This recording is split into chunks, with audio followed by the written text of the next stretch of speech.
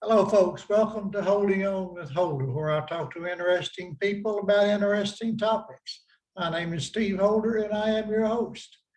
My guest this evening is Chastity Unique Smith, also known as Black High Priestess, who's back with me for the third time.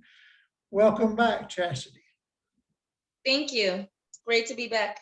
Good. Always glad to talk to you. So, just to let people know a little bit about your background and who are you? Yeah, well, Chastity Unique Smith is my birth name. That's my birthright. I grew up in the northwest suburbs, and I'm also from Chicago. So my family is from the inner city. That's where I was born. So I have kind of the best and worst of both worlds. And just my experiences as a Black female coming from poverty, coming from a segregated city, but growing up in a place where I was around white people who had white privilege in the form of not just through having white skin, but having better opportunities, better resources, better education. It really kind of propelled me into my role as Black High Priestess by just having a lot of negative experiences that I had to become my own solution for, and realizing that there was a market for, healing Black women specifically, but Black people in general, in the spiritual methods that work so well for me. Yeah. So you help people on their spiritual journey, correct? Yes. Okay. Can you elaborate on that a little bit, please? Yeah, well, my website, Black High Priestess, is composed of literature that I have, some introductions to different spiritual crafts, including witchcraft, Vodun, Bible-based spirituality, faith-based spirituality as well, and different occult practices and esoteric practices within the overall craft that have to do with bloodline traits and different things, different spiritual or supernatural traits that some people have that may be demonized or considered evil, but are actually things that we are born with to help, do good and spread either the gospel or spread healing and just kind of be sacred keepers of planet Earth. So, a lot of it is, just basically through oracle consultations. I've moved from, doing tarot readings, doing Vodun readings, and to, just straight oracle consultations where a person can ask me any question specifically pertaining to spirituality, and I'll be able to give them some guidance, based on, my expertise and my repertoire within the craft and the occult. Yeah. So what is the significance of the name Black High Priestess? And I can't help but notice you don't say a Black High Priestess or the Black High Priestess. It's just Black High Priestess. Well, what does that mean to you? Oh, well, that's an excellent observation. The reason I opted out of putting, a specific title, so to speak, those pronouns to it, and just strictly sticking with Black High Priestess, is because my name, Chastity Unique Smith, is already my birthright. So with my middle name being unique, literally, before me there were none, after me there will be no more. So I wanted to really differentiate from a person who calls himself a priestess or a high priestess or a initiate, or an initiate. But Black High Priestess is not, um it's I want people to understand that it's who I am. It is not something that a person can strive to be or get a degree in, or it's not a accessory that you can just put on, or even a trend, so to speak. It's something that belongs to Chastity Unique Smith. um the Black High Priestess, I feel, is a bit egotistical and redundant, and would take away from my role in um, exercising humility and exercising the wisdom that generates humility. And when you really have some of these esoteric experiences directly with the supernatural realm, with the Holy Spirit, when you have a true relationship with the Most High, with Christ, you humble yourself, and you understand that everything you're born with, your gifts, your traits, all the wisdom and experiences and knowledge and degrees and initiations you've earned, all of that can be taken away, so to speak. When you're really truly gifted, great power comes great responsibility. So the reason I opted out of calling myself the Black High Priestess, although I may refer to myself that way in for the sake of literature or writing, the reason I don't use that in my title and it's just Black High Priestess is because I also want to demonstrate that level of leadership where wisdom and humility go hand in hand.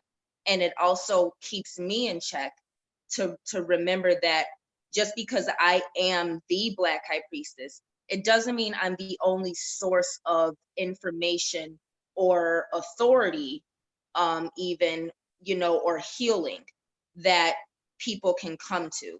I have a unique thing that I offer, but I want people to really focus on the products and services that I offer, more so than trying to achieve something that it's something that belongs to me, so I'm not a Black High Priestess, I am the Black High Priestess, but actions will speak louder than words.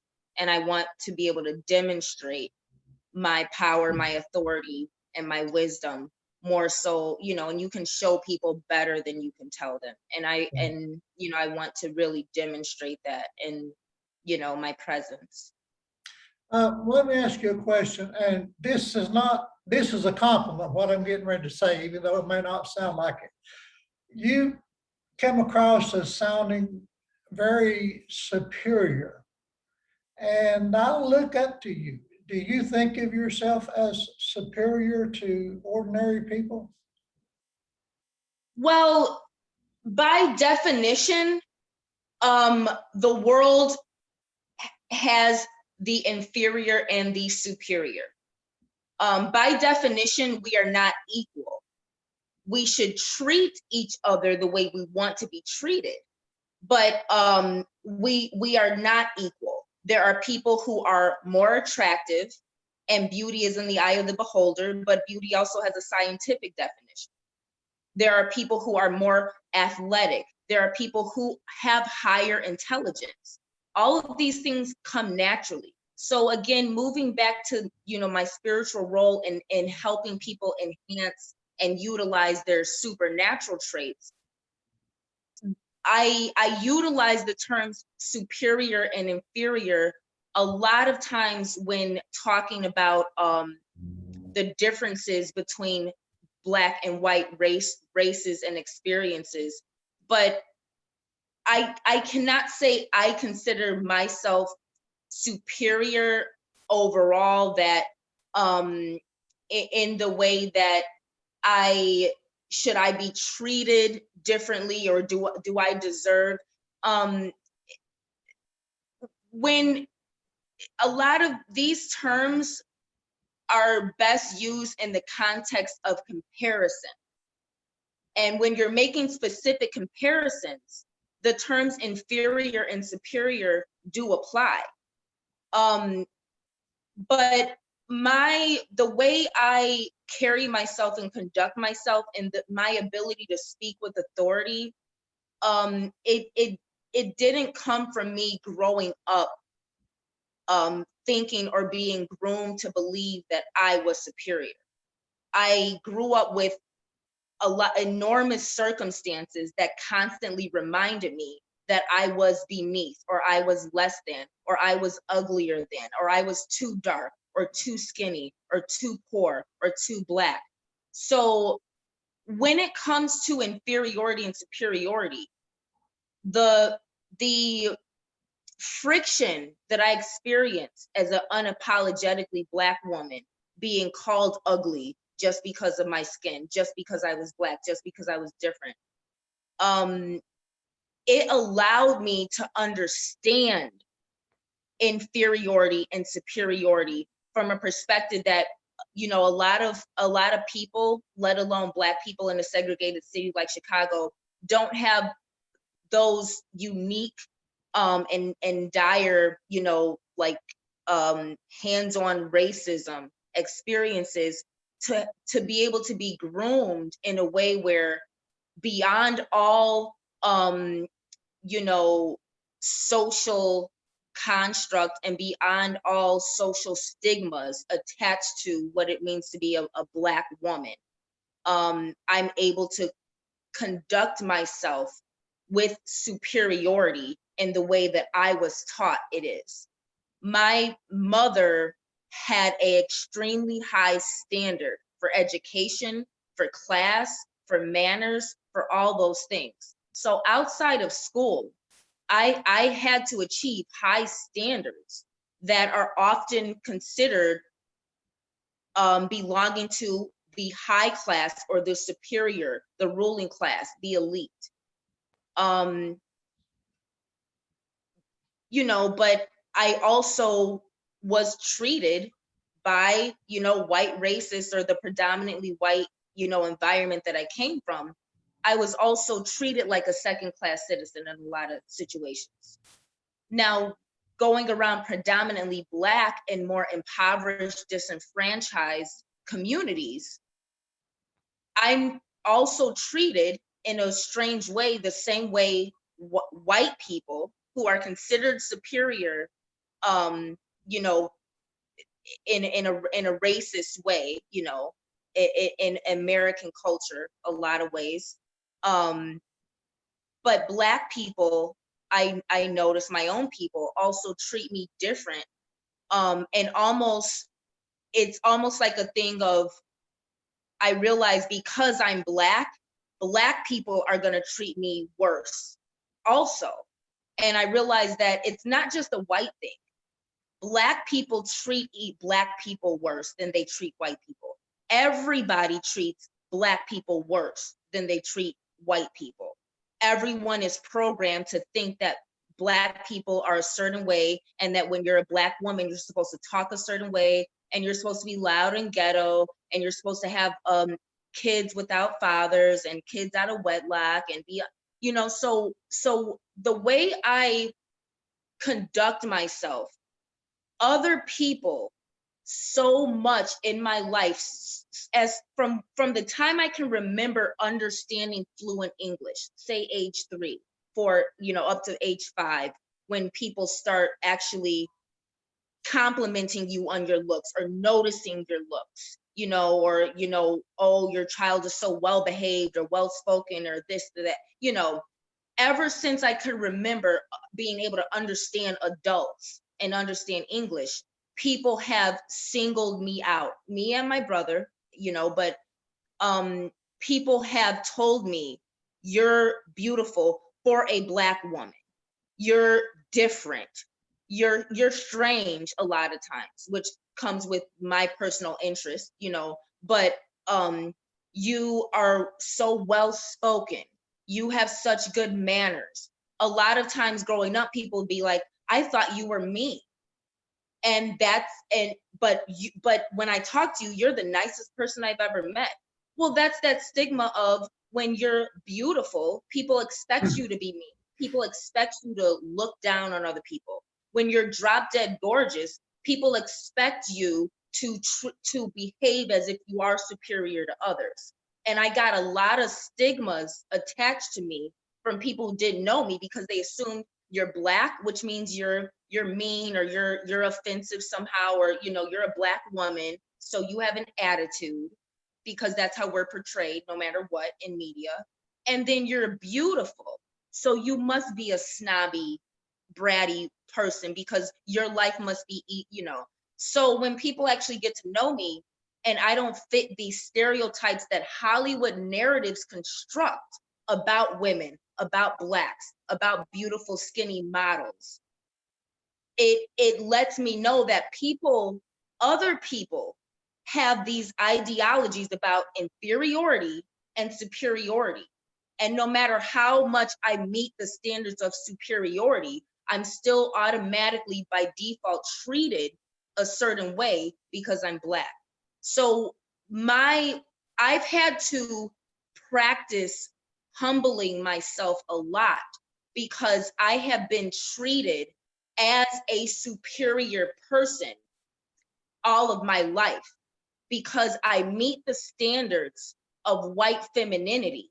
I can compete with the standards and the aesthetics of and the education of white femininity, but I do not look like a white woman. So when your own people, people of other races compare you to a white girl because you're beautiful and because you're educated and because you're high class, you understand there's something wrong with the world, that the way I carry myself is something that is marginalized to white women. So I've had to practice not believing in the way other people treat me. I've had to practice not idolizing myself the way other people idolize me. And so because I fear Jah, and because I want to please Christ, and because I understand the metaphysical laws, you know, what goes around comes around, you know, the Wiccan laws, we have Wiccan laws, by the Wiccan laws, the Wiccan read that I could recite. But because there's metaphysical laws that I take deep responsibility for as Black High Priestess, it's my duty to understand, just because other people treat me like a celebrity, which people do. I go into places and people assume that I'm a celebrity. They assume I'm not even from America because it's so abnormal to carry yourself and have the level of education and wisdom or beauty that I have and be Black in America, that a lot of times people don't even, especially if I talk with a Spanish accent or a French accent or something. So I admittedly, because I get treated as if I'm somehow superior or different, or treated as if I think I am because I meet standards that other Black people are not held to and don't bother meeting. You know, I have to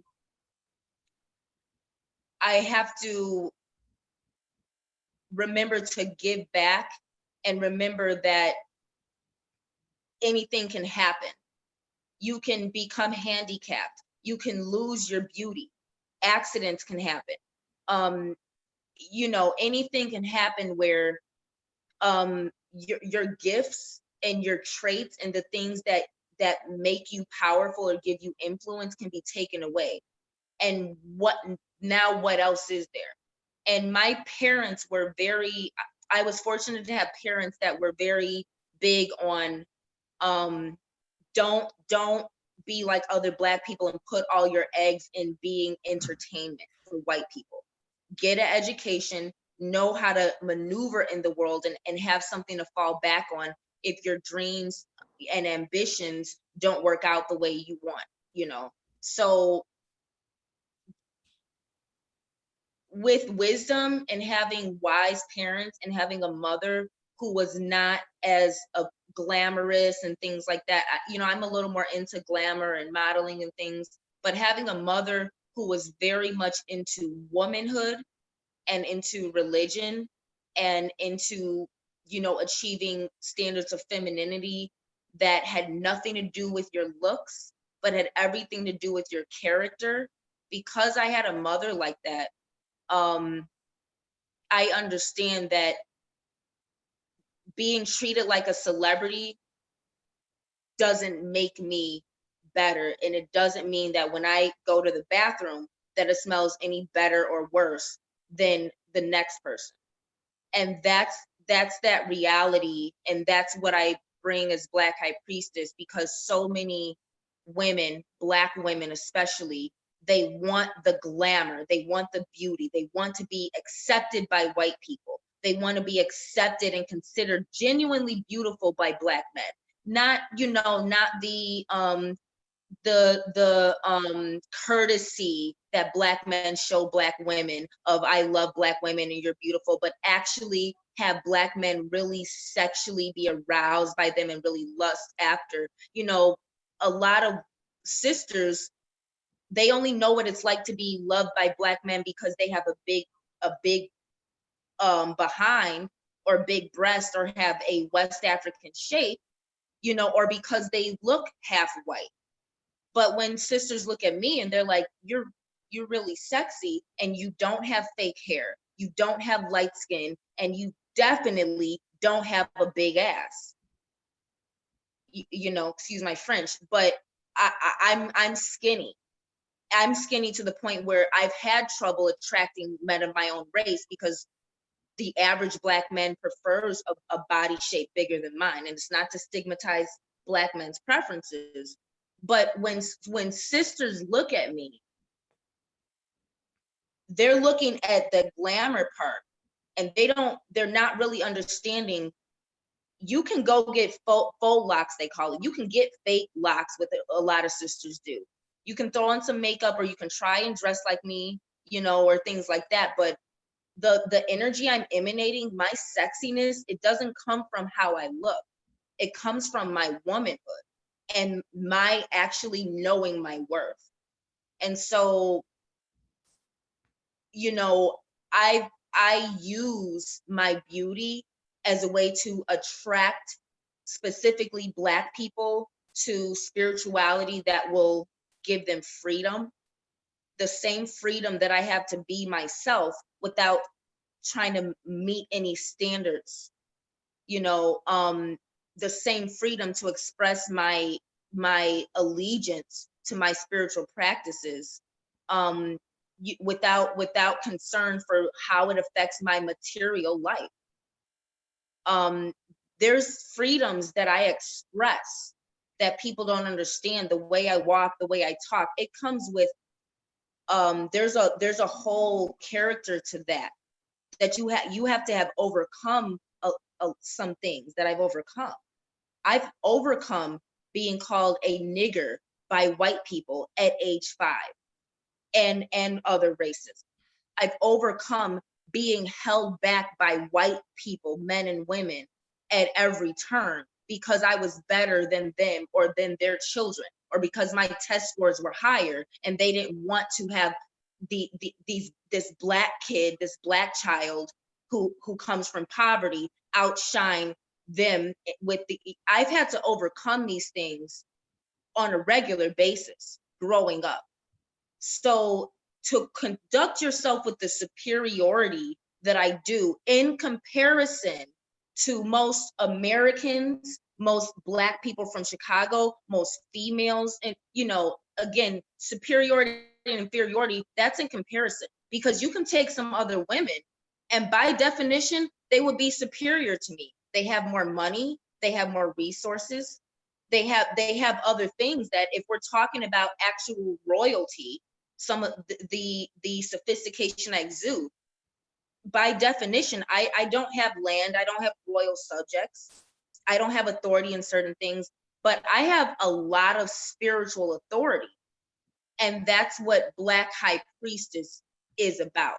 It's about my spiritual authority. And because I live in that, it's not something I talk about, it's not something I wear, it's something I earn through lifelong work and practice in the craft and lifelong spiritual warfare against not only demonic entities, but specific entities of white supremacist racism. I've been doing this all my life. So you can't hold yourself and conduct yourself with the way I do as Black High Priestess unless you are actually that. And everything about me is real. Everything about me is real. And that's why I'm able to carry myself in a way that other people view as superior, even though they may not want to use that word in a politically correct society. But because I attach myself more to old age, and the more ancient historical, I have a otherworldly aura and energy because I'm not immersed in the new age and what's modern. I keep it real. And because I know English, I use the definitions that I understand apply, not slang and ebonics and other things that people use to concede to the new world order and modernity. I don't think you need to be modern to be effective. And I think that's the number one thing that's different about me. And that again comes from how old fashioned my mother is. And also from the fact that my father was 13 years older than my mother. So for someone my age, I had an older father. So I come from wisdom of elders and wisdom of spiritually experienced and powerful people. So, you know, there's a lot that comes with being able to conduct yourself fearlessly and with confidence. And that's what my brand is about. Black High Priestess is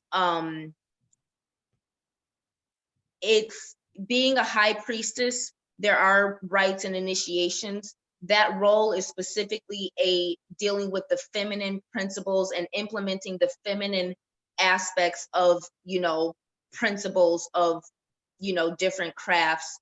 And it's a communal role in a lot of ways where you're conducting rituals and you're serving as a spiritual leader.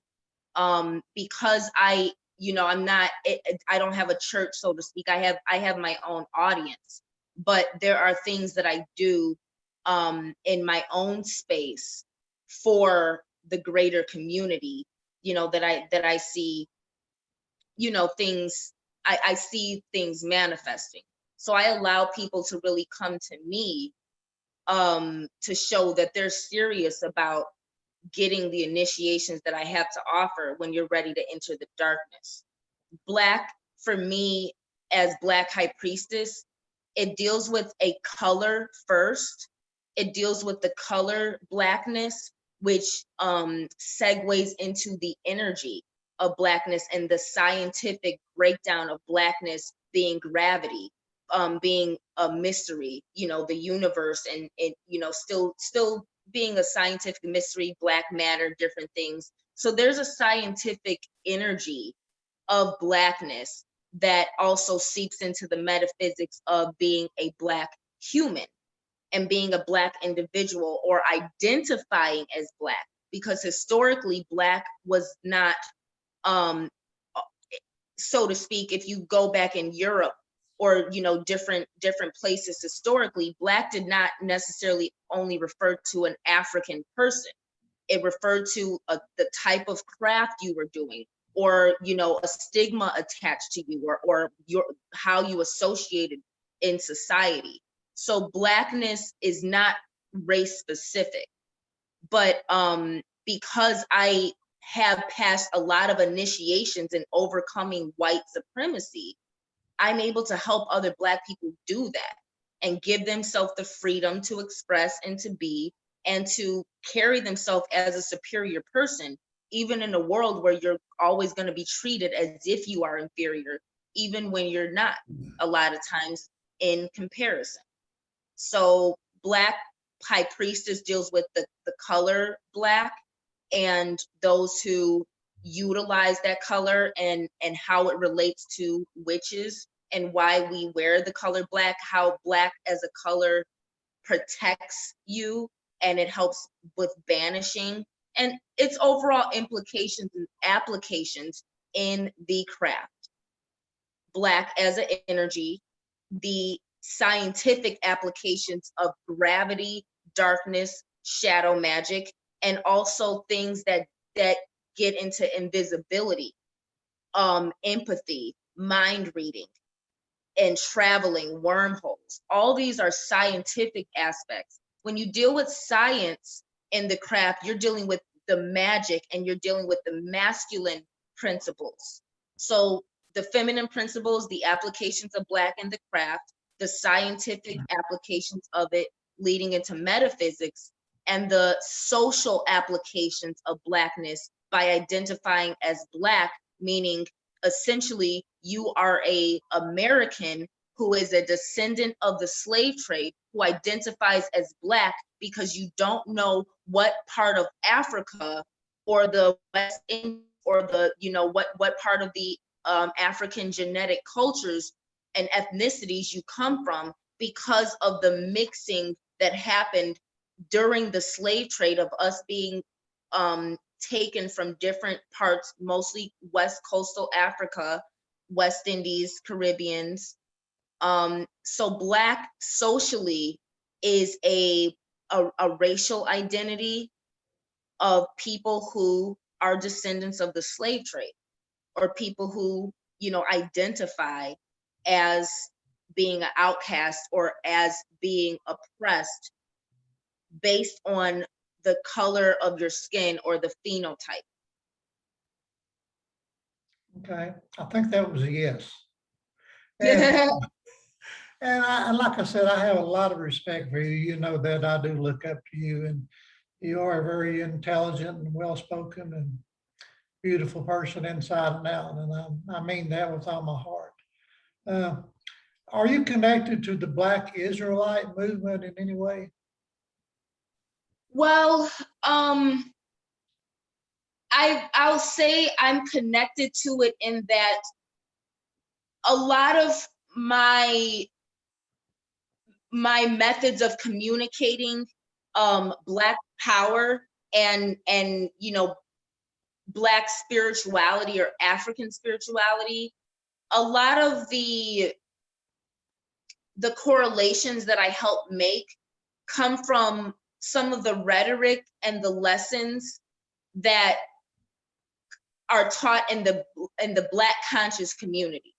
And so the Black Hebrew Israelites have a huge platform in the Black conscious community, where Black Americans, we have our own set of research, we have our own set of norms and understandings that debunk and negate a lot of white supremacist ideologies and a lot of white supremacist teachings that are actual misinformation about African history, African culture, and Black Americans' connection to Africa and our history.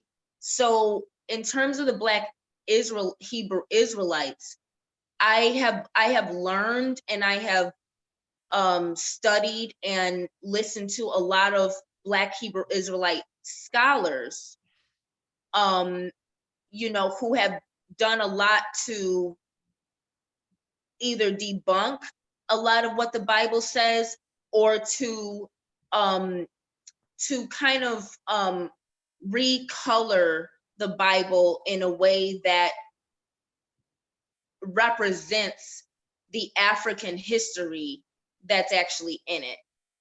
I'm not connected to them in that I have not been initiated or been given any authority, so to speak, as BlackHighPriestess among any Hebrew Israelite group, organization, anything like that.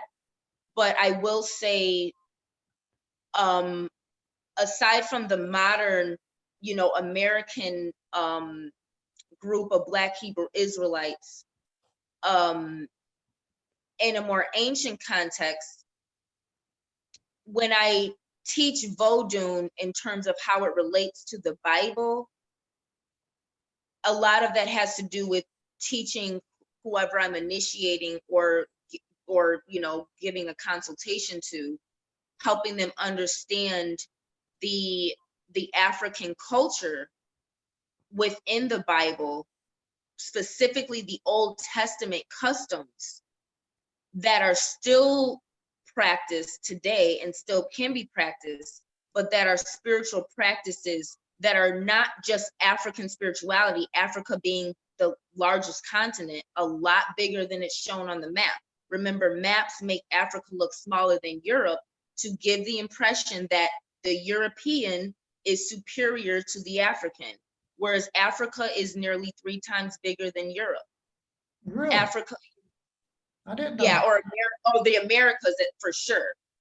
And so when you look at, so these are things that among the Black conscious community, we're very familiar with, because we have had to teach ourselves about our own, superiority and our own history to combat white supremacy and racism that makes us hate ourselves. But in terms of actual Black Hebrew Israelites, or understanding that Hebrew Israelites are Black or are African, and that's a huge part in helping people understand Vodun and African spirituality, and biblical practices all coincide. But all African spiritual practices are not of the Hebrew Israelites. Most of them are just as pagan as any other practice that us as Black people would consider Gentile, if you're Israelite, or foreign or European. So that's where, I kind of help people understand Vodun is more specifically Black Hebrew Israelite than anything else, so to speak, because of its ability to defeat and overcome, other ethnic spiritual attacks on Black people.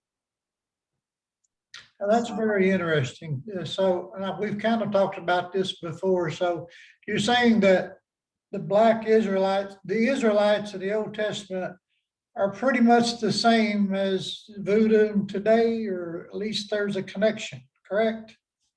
Yes, I'll say they are not necessarily the same as Vodun today, but I will say the spiritual practices that the Black Hebrew Israelites were doing in the Bible, and again, we can just take away Black and just say that the Hebrew Israelites, who we can easily understand were African. The Bible talks about geography to understand what region people were in. And there's other things, gourd-shaped fruits and different things that they were drawing on the temple. These things grow in Africa. So if you read the Bible and just understand the basic geography and the setting, you will realize they are in Africa, in different regions of Africa, and there's a lot of migration in the Bible as well. So specifically, I think the best way for people to start with understanding race in the Bible is through Noah, which a lot of people like to read the book of Enoch, was Noah's grandfather. Methuselah was Noah's father, I believe, and or grandfather. Enoch is great grandfather. And so the flood, the first flood that Noah and his family survived, the Bible states Shem, Ham, and Japheth were the sons of Noah that survived and inhabited each region they migrated to. Japheth migrated to the extremities, or to the mountainous regions, and became the Caucasian, coming from the Caucasus Mountains, or the extremities, meaning the cold climate, also known as Antarctica, for those who believe in flat earth theory, that Antarctica is not a specific continent, but it's actually the firmament, which is biblical cosmology, that we are in a firmament, as opposed to well, we can say globe, or here's the thing, it's planet. We used to call it planets, the root word of planet being a plane. So again, some spellcraft and etymology, taking what the Bible says about Earth and the cosmos, and adding science to it. Science plays God a lot. But what I was saying is, Japheth migrated to the cold, the northern, the higher altitudes, became Caucasian, or the Romans, that the Most High later in the New Testament pulled from the extremities, and I quote, pulled from the extremities of the earth to conquer the Israelites for their wickedness. Ham migrated south to the southern regions, and that's what they call sub-Saharan Africa, because they like to separate Africa, because whoever they can claim as white, they like to do it. So Hollywood has confused the world and put a spell on the world into believing that ancient Egyptians were white, by refusing to cast actors who actually look Egyptian and casting Caucasians as Egyptian gods for at least a century now. So Hollywood narratives have caused a lot of this confusion. But sub-Saharan Africa is typically called such because they like to put a little Mason-Dixon line between who is white in Africa, or who is Middle Eastern, and who is the Negroid phenotype, which is something that was coined during the slave trade to compare what the West Africans, who don't look like the rest of Africans, all Africans don't look alike, but the Negroid phenotype was coined by socialists, and I think a scientist during the African slave trade, in comparison to the European phenotype, specifically the English one, I believe. And the Negroid phenotype was deemed broad nose, a bit bulging eyes where you can see the white, big thick lips, and often a thick, stocky bone structure with big gluteus, big round glutes, round behind. And so, but it's more so the, the certain phenotype of the West African, specifically more so like the Nigeria area, and that, and also thick, coarse, kinky hair texture that is dark or black. So that Ham migrated to, again, sub-Saharan African region, so to speak. And Shem, who begot Terach, Abraham's father, Abraham, who begot Isaac, who the covenant was with, and also Ishmael, who begot the Islam. Yeah. Because Hagar was Egyptian, and Abraham slept with Hagar and was sent away after Isaac became of age. The covenant of the Hebrews was through Isaac, or Yitzhak, Isaac. Hagar went off with Ishmael and begot the Islams. Remember, the Ishmaelites actually kidnapped Joseph, because they were still migrating between Egypt and so to this day, you have certain turf wars, named Israelites and Israel and Palestine, Yeah. Israel and fighting over whose mama is really the mother of Israel. Yeah. Who it is Isaac. But my point is, Abraham comes from Shem. The Israelites come from Shem. Shem is known to be Middle Eastern, or the Hebrews, Israelites, known to be Middle Eastern. But what are we dealing with when we say Middle Eastern? We're talking about North Africa. And we're talking about parts, we're talking about the seas, the Red Sea, the parts that currently link, technically link Egypt, the Orient, Eastern Orient, namely India, and Ethiopia, Eritrea, that Horn area of Africa. So we're talking about East Africa, West Asia, South Europe. So when we're talking about the Middle East, that's what we're talking about. But when conquerors write history, they write out people who don't look like them, or people who, they conquered. So I think the best way to understand the nation of Israel in terms of race is to really understand that race, there is the human race, but there is ethnicities and phenotypes, and those things are regional. Those things come from the climate and the region and the terrain, and how much sunlight hits it, and these are things that develop. The thin nose of the European develops to breathe in the colder air. The bone structure and the way the African is shaped, those things are developed to deal with the terrain, to run long distances and on flat plains, or thicker nose structure to breathe in more humid air. There's a difference. Science doesn't talk about dominant and recessive genetics. So that's the thing of the term inferior and superior.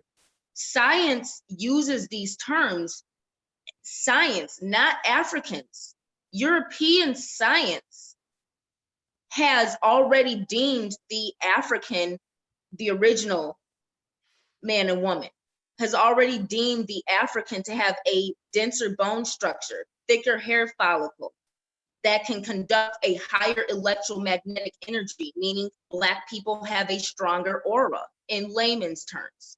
Science has found our hair to contain diamond geometry. Science has talked about the melanin concentration, because science siphons melanin and makes melatonin pills. That recessive genetic people, meaning your genetics recede in comparison in the mixing process, meaning these genetics will recede. So that's why when it comes to superior and inferior, these are scientific terms that have proper place and definition in studies and things. But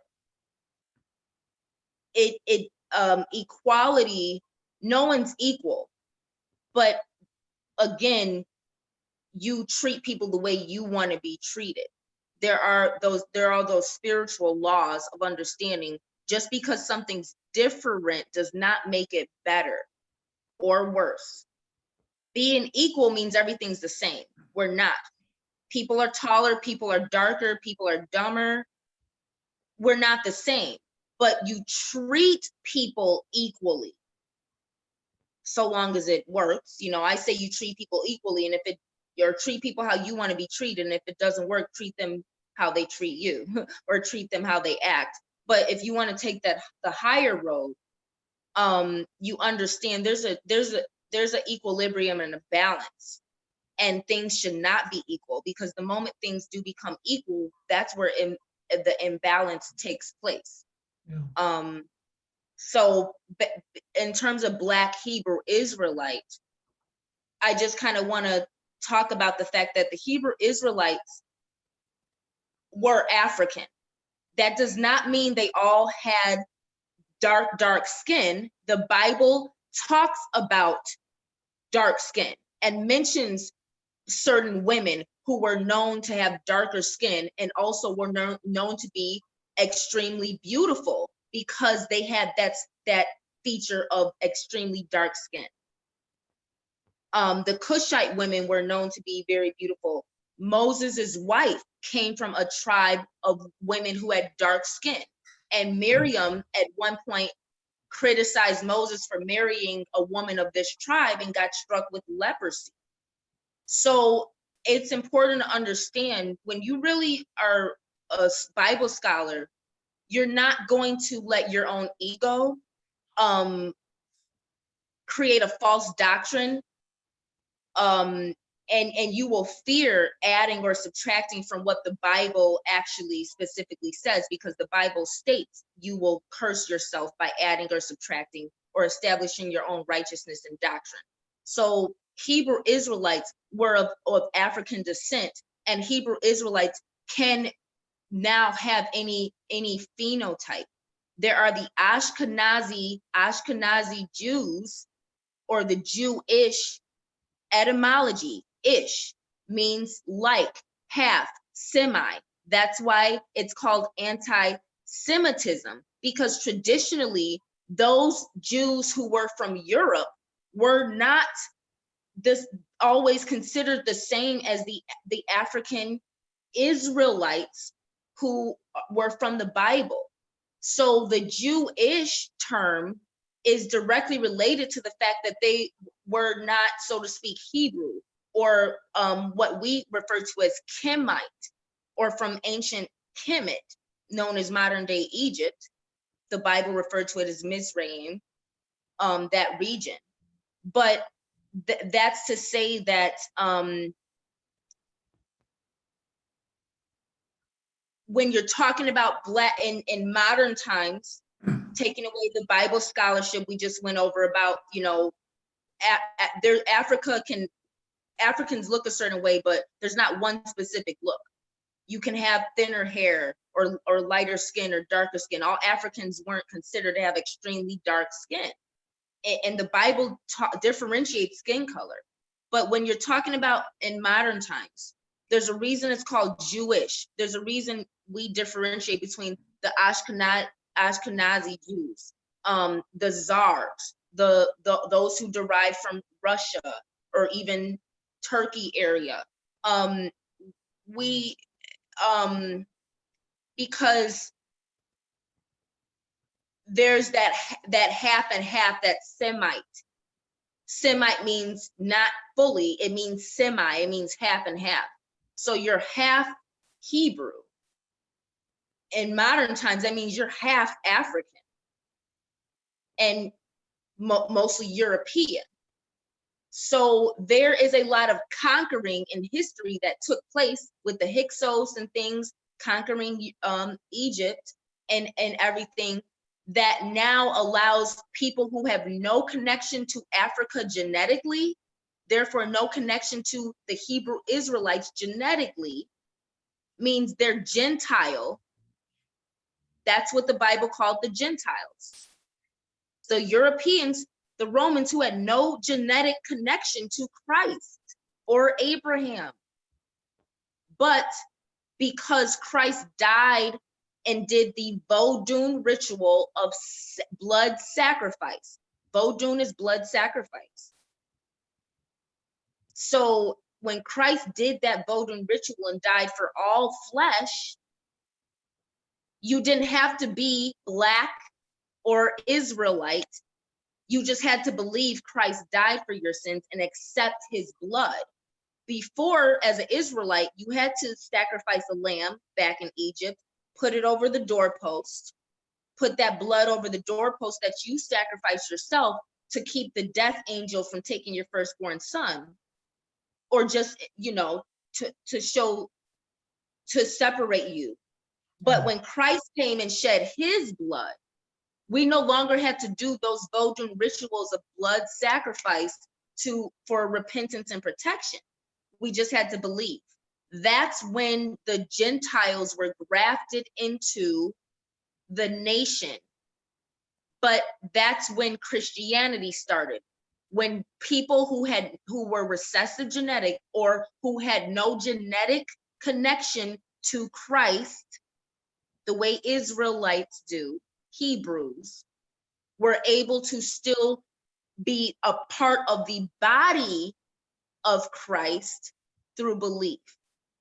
So when we talk about the Jewish, some in the Black conscious community, some refer to European Jews who are known to have a lot of the world's wealth, not just the nation, a lot of global wealth.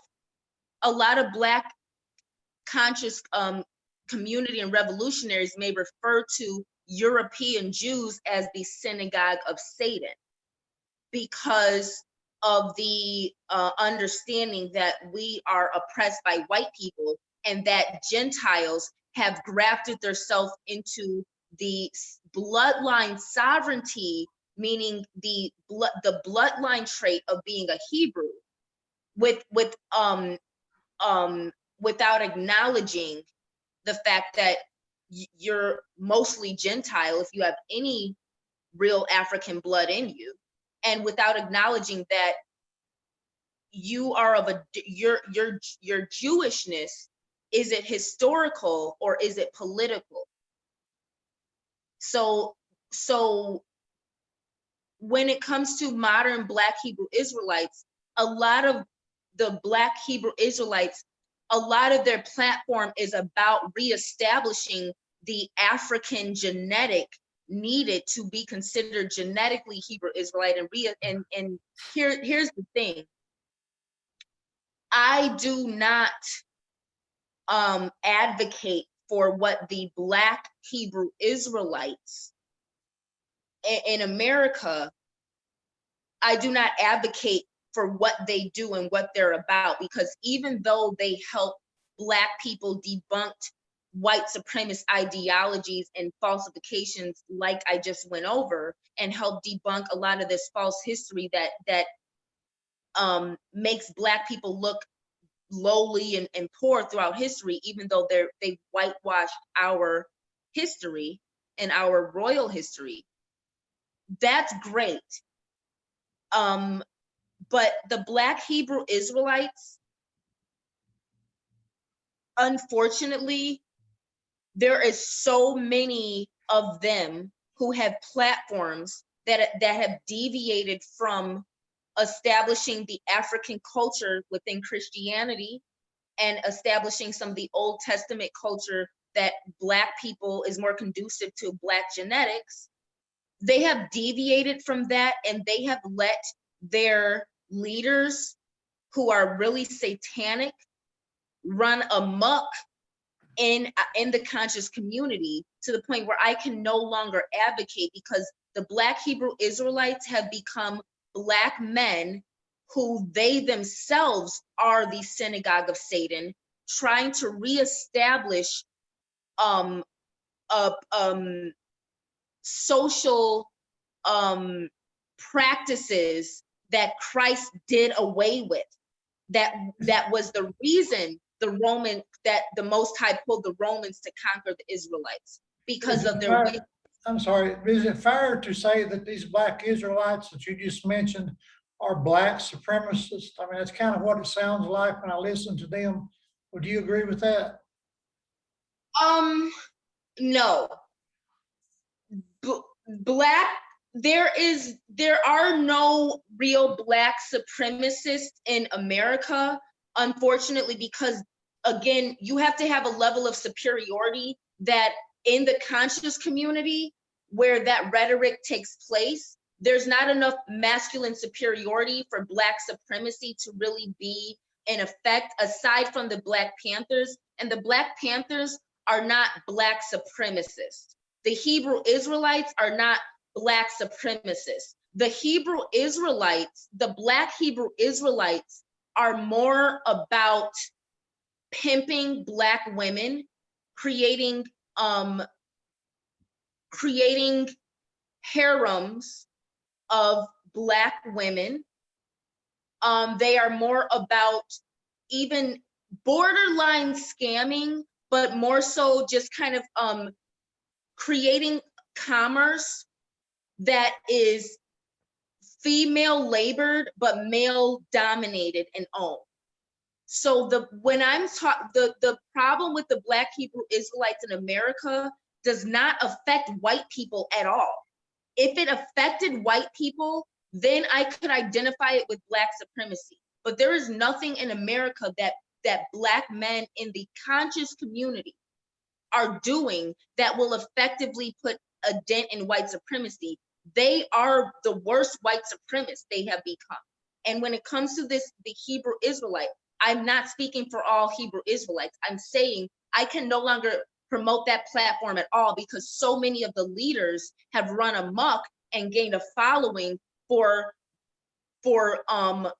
bashing Black women, pimping Black women, elevating Black women to our detriment, meaning coming up with theories like the Black woman is God, while instead of respecting Black women, convincing her that polygamy is her sacred spiritual right, or convincing her that her divine femininity is being barefoot and pregnant and being in lesbian relationships. So there's too much hypocrisy, and the Black Hebrew Israelites have become not only predators, they are borderline terrorists to the Black community in the way the ones that have run amok, that white supremacy is probably secretly funding, because it is damaging Black women so much, and it is damaging Black masculinity, because if the Hebrew Israelites, as far as they're concerned, Black masculinity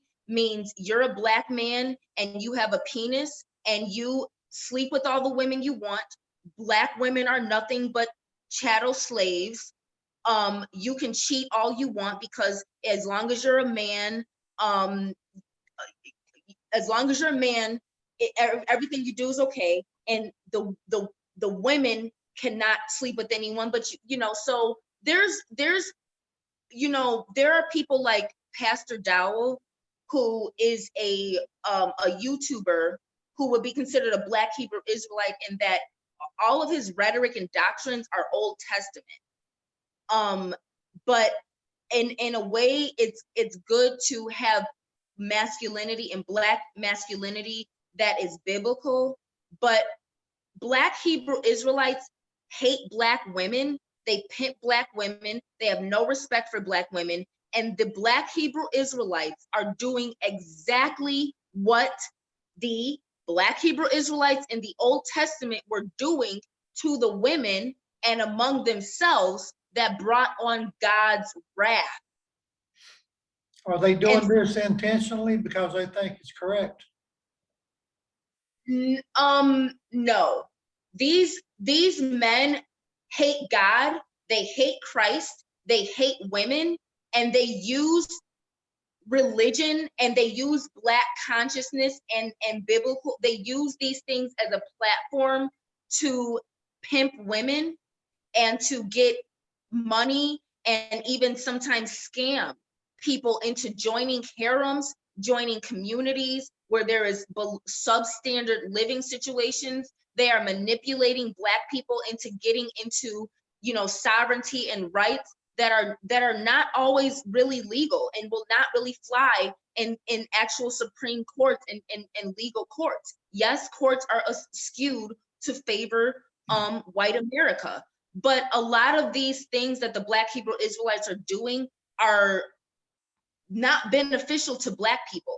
It is far better for Black people to get with Black Christians and get with actual Christianity, which is New Testament. These Black men, they hate white men and they hate Black women. And they hate Christ. And Black Hebrew Israelites are more the synagogue of Satan in their antichrist spirit, that they are fulfilling the prophecies in the Bible of ushering in the antichrist spirit, than any rich Caucasian Jew that I've ever met. And I'm not saying that rich Caucasian Jewish people do not oppress Black people, but when you meet ones that you meet, a lot of times are not really about that. We're talking about corporations, Hollywood. We're talking about rich elite people who create Hollywood narratives that program society, not individuals who happen to come from a rich or upper class Jewish family. So there's a lot of Jewish who are learning more about biblical heritage and things. And again, there are plenty of white Jewish or Ashkenaz and European Jewish men and women, but it's a male dominated, the priesthood is male dominated. The politics are male dominated within the whole Israelite thing. But there's a lot of white men who also negate the New Testament and only stick with the Tanakh or the Mosaic laws. And they are whiter, they're Middle Eastern as well. And they hold those same doctrines where they do not accept Christ. They have an antichrist spirit where they don't accept Christ, and therefore they don't accept any Christianity or any revisions to their laws that allow them to brutalize women, treat women like slaves, do whatever they wanted to do. They reject Christ because Christ allowed Gentiles in. But if you read the Bible, a lot of the Israelites, they use it to negate white masculinity and whiteness. But if you read the Bible, Christ did not come just letting white people in. He called them dogs. He told a Samaritan woman, I didn't come to feed the dogs. Like, so Christ was the first Black militant.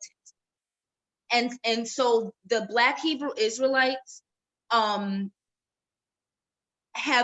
not effectively checked these satanic Black men who are doing everything to destroy the Black woman. They hate Black women and they hate white men, and they have an antichrist spirit.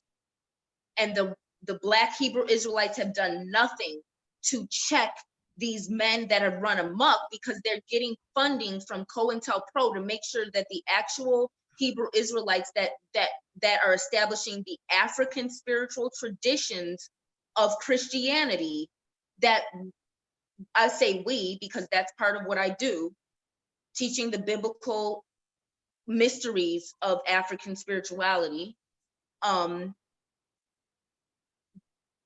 But they haven't done anything to stop these men who have run amok in the Black community. And the other Black leadership that does not identify as Hebrew Israelite, but that is otherwise African revolutionary, Pan-African, these leaders have done nothing to stop these men who come from the Black Hebrew Israelite community, who are doing everything to demolish the Black woman and pimp her and marginalize her and keep her as a slave. The Black Hebrew Israelite men want to enslave Black women, and they want to use the white masculine tactics, and then they want to talk against homosexuality when all of them want Black women to be in lesbian relationships for their sake. And none of them can afford polygamy. Polygamy was a sacred practice that you had to be able to afford more than one wife. None of these men can. So that's why I really want to differentiate my identity with Black Hebrew Israelite. I teach the African spiritual principles that are biblical. And being an Israelite, there is no color to it, because you can be albino as an African, or you can be as dark as my shirt. And the Bible does differentiate between skin color, but we are talking about Africans, and it's more important to say African than it is to say Black when talking about Israelites. These Black men are using their ego, and they're and some of them are teaching things in the name of Blackness it's not true, and it's not helping Black people. We need real education, not just slapping Black on falsehood. Yeah. You know. Every time I talk to you, I get really, really amazed and impressed. It's hard for me to keep up with the things that you're saying, because you obviously know so much about what you're talking about. So I thank you for being willing again to come on my show, and maybe we'll do a part 4 if you want sometime. Oh, I would love to. Great. Before we go, is there anything else you want to say before that I haven't given you an opportunity to say? Yeah, I want to leave with giving a solution. A lot of I kind of want to be a little more universal, because I am going to get more traffic to my website and my Instagram and doing more promotional things to promote Black-owned business and different individuals who are showing leadership. And so I want to offer a solution for anyone watching. Do not feed into race politics. Black women, do not feed into all of this promotion of Black men with white women in Hollywood. Black men, do not feed into all of this propaganda of white men brutalizing you, like you all are little bitches, excuse my French, who can do nothing for yourself and are constantly at the mercy of white male authority. White people, don't be pressured to lower your standards and your morality and your culture because of the liberal movement that's happening. You don't owe anyone anything, white people. You don't owe anyone anything any more than Black people don't owe anyone anything. So if you are a white person who feels like you feels a little ostracized because you don't agree with the liberal movement and you're conservative, but you're not racist, you understand society in a different way, and maybe you don't have a lot of Black friends, maybe you don't have access to Black experiences, does not make you racist.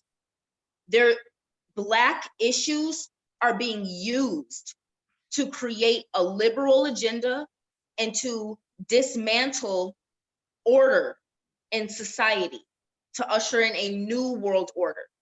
So it is important for everyone to step back from all this propaganda. Don't promote it. If you don't like Lil Nas X, don't promote it, don't talk about it, make it invisible, make it disappear. If you don't like something, first make it disappear from your life. You can't go out and control other people, but you can control what you watch when you're at home. You can control who you talk to. You can control what you feed yourself. If you don't want to see swirling, stop watching Hollywood media. There's plenty of African media that you can find. There's no excuse. YouTube, all these other platforms to find media. You don't have to watch anything from Hollywood to see Black men brutalized and Black women erased and degraded. And white people, you don't have to agree with culture that is not yours. And Americans who are not just white, if you are American, you're not any less because you have American standards and you don't agree with the globalization things that are happening. It's nothing wrong with being proud of a nation that allows you the freedoms that everyone else is scrambling to get. But again, does not make you superior. But as a solution, stop sharing, stop feeding into it, stop promoting it, stop talking about it.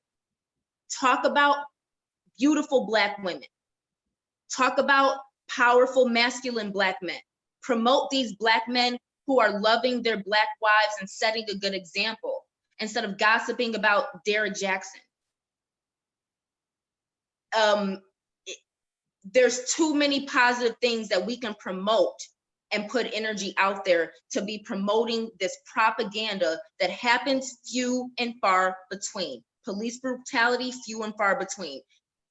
Black men saying they're proud to have a white wife or who have a white wife at all, few and far between. So be a solution by promoting the solutions. And if you really don't like something, erase it. don't promote it. Okay, sounds good. And what's your website? BlackHighPriestess.com. BlackHighPriestess.com. Folks, be sure and check that out. This lady has so much to teach, and I always feel like I'm learning things from her. So thanks again for being with me, Chastity, and I always appreciate it. And I'll definitely have you back sometime. Yep, So, just let me know. I look forward to next time. And thanks again. It's been a pleasure. And you're a great friend to have. And you know, I hope we can get some more traffic to your show too, because you're doing some great things with letting real people with real experiences express themselves. So I'm gonna pray for that as well. Thank you very much.